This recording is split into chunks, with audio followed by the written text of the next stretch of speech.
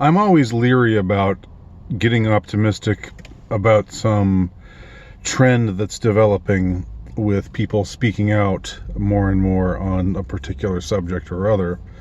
But I do find it striking, and perhaps I'm cautiously optimistic about the fact that recently I've run across three celebrities, none of them like top tier, A-level celebrities, but all of them legit celebrities, and all of them taking to the internet to discuss how they were either abused within the entertainment industry, and to give a kind of expose of their abuse, or in one case to discuss how this particular person was initiated into this sinister organization that runs the entertainment industry and by extension the world, and politics, and everything and all that. The Illuminati, the all-seeing eye, that kind of thing. So the three who were brought to my attention, this trio of celebrities, in quick succession, who came within my scope of vision. First of all, there was a young woman named Alyson Stoner, who you can see I did a video back, I think it was around last week, wherein she discusses being a child star in Hollywood and being abused. And she was someone who apparently was in a lot of Disney features, but I remembered her most particularly, although I didn't know her name, but I remembered the Missy Elliott video for Work It, where she's like around 10 years old and she's doing all these hip-hop moves, dancing on this very raunchy video, and for this very raunchy, inappropriate song, and she's this little girl up there dancing. So that was really an eye-opener, even though I didn't really know who this person was. But then one of you drew my attention after that to a guy called Bug Hall. And it turns out that this guy, Bug Hall, whose Bug is a nickname, I guess, that stuck, and that became his the name he assumed as an actor. I don't think it was the name he was born with, the name he was christened with. But Bug Hall played Alfalfa in the Little Rascals revamp movie in the mid-90s, which I, again, only barely knew about, only barely remembered that there was such a thing. In fact, when his video was first recommended to me, that he played Alfalfa on Little Rascals, I was thinking, like, what, in the 30s? He's still alive? But no, there was a remake of Little Rascals, which it seems, I guess, was a kind of minor hit. And he was 8 years old at the time and played Alfalfa, and there were, other adorable little tykes who played all the other characters from the old Little Rascals show. And it turned out that Bug Hall, this actor Bug Hall, had also recorded a video, and he's been in a few videos where he discusses being a child star, being abused repeatedly in movie after movie that he was in as a young man, starting with Little Rascals when he was just 8 years old. So then after that, I was shown, or my attention was drawn by another one of you to a video that was recently put out on YouTube by someone named Alytian Childs, and I hope I'm saying his first name correctly. Alytian Childs. Had absolutely no clue who this fellow was, But it turns out he's Australian, and he was the winner of the X Factor show, the Australian version of the X Factor show, around a decade ago. And he had a time when he was a pretty major pop star in Australia. And he has an amazing video, I mean, an incredible video that I recommend watching. Now, of course, with his video, with every video that you watch where people are talking about, or revealing information, I don't necessarily say believe everything they say, or believe anything anybody that you see ever tells you, and don't ever take anything with a grain of salt, and don't ever question. I think you should question. I think you should look into it. I think you should follow up on it. And there are some things that ultimately you can't know whether it's true or not, because there's no confirmation. There's no smoking gun evidence.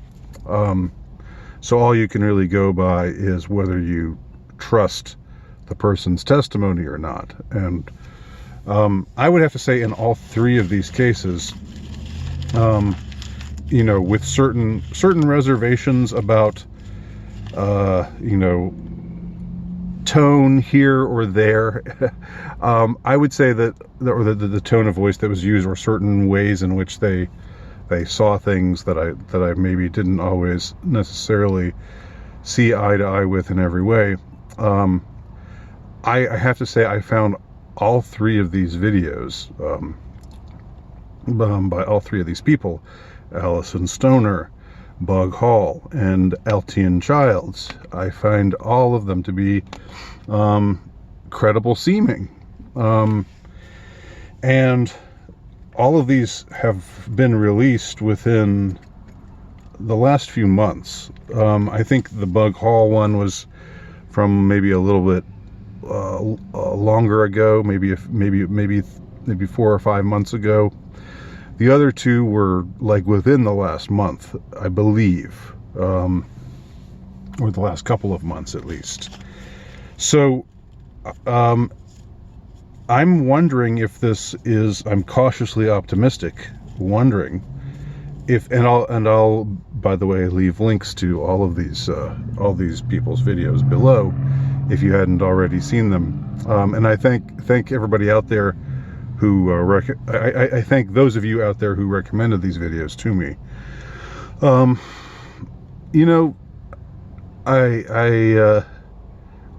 a pessimist just by temperament, and that's the reason why I have to protect myself against either too much bad news or too much good news, in the sense that, like the way that QAnon was good news, the whole notion that, it's all coming out, nothing can stop it now, it's all gonna come forward, everything that's been kept secret for so long is going to be revealed, and blah blah blah. Hope deferred makes the heart sick, as the Bible says. It's in one of the Psalms, I believe. And so since I'm a pessimist by nature, I have to protect against being, or maybe just a realist. I don't know. I think with the QAnon stuff, I was always leery about, because it was like, show me the money, right? Show me where this is happening. Don't just tell me it's about to happen. And that's what QAnon people kept saying. They kept saying it's going down. It's all going down. It's all about to go down. It's any day now. It's any week now, right?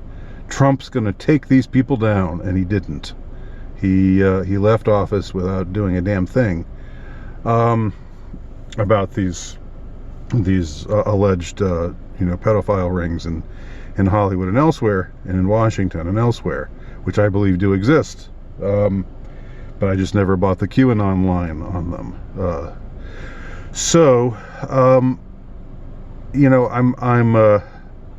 I have to protect myself against too much,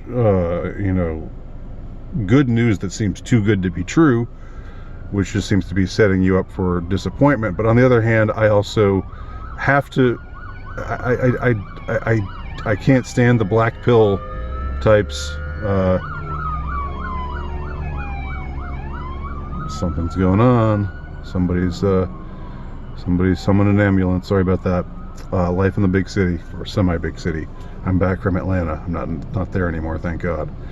So I have to protect myself against also the black pill types who just seem to want to rub salt into your wounds and rub your face in how hopeless everything is. I don't see the point of that. I don't see how that is helpful to anyone. What I'm saying is I don't want to be too optimistic here about these these three celebrities speaking out in quick succession. But I also don't want to ignore it. It is an interesting trend, at least amongst these particular people. Two of them talking openly about child abuse, about being child stars and getting abused, and the other talking about just the whole power structure within the system and the evil that it gets up to. Even though I would like to have heard more of his Alytian Childs, this Australian former pop star, I would have liked to have known more of his individual story in his video, which is quite long, just to warn you, but I found pretty riveting from beginning to end. In his video, he talks about having been through rituals that he dares not mention. He just can't bring himself to talk about them because they were so dreadful in retrospect. And that, of course, gets the mind wandering, or gets the mind wondering, gets the imagination going, because I have a pretty good imagination, and I can imagine a lot of really awful sort of scenarios, and if it's something that you just can't even talk about, well, must have been pretty bad. Anyhow, I just wanted to note this trend, if I dare to call it a trend, and welcome your thoughts about it, and I will be sure to link those 3 videos in the description below. So thanks for watching. My name's Andy Nowicki. You can check out my work at altrightnovelist.com.